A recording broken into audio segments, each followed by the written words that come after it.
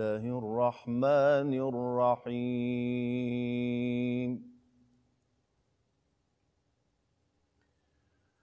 شهر رمضان الذي أنزل فيه القرآن هدى للناس وبينات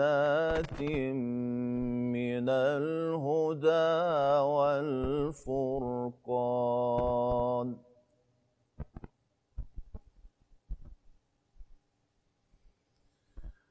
فمن شهد منكم الشهر فليصمه،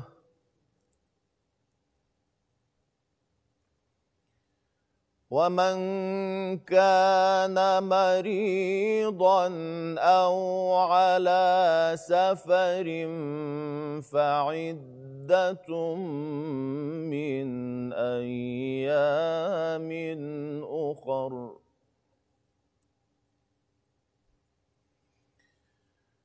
يريد الله بكم اليسر ولا يريد بكم العسر ولتكملوا العدة ولتكبروا الله على ما هداكم.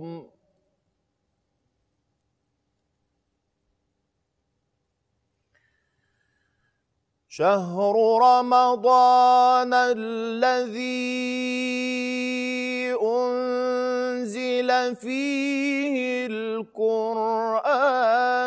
هدى للناس وبينات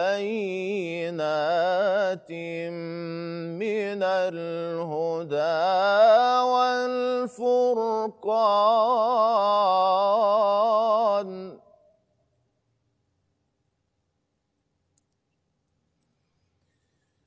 فمن شهد منكم الشهر فليصمه،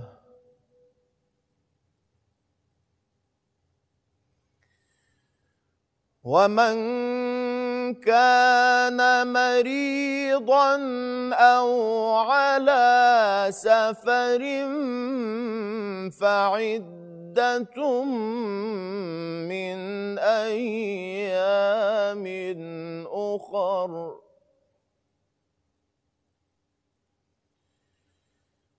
يريد الله بكم اليسر ولا يريد بكم العسر ولتكملوا العدة ولتكبروا الله على ما هداكم ولتكبروا الله على ما هداكم ولعلكم تشكرون. صدق الله العظيم.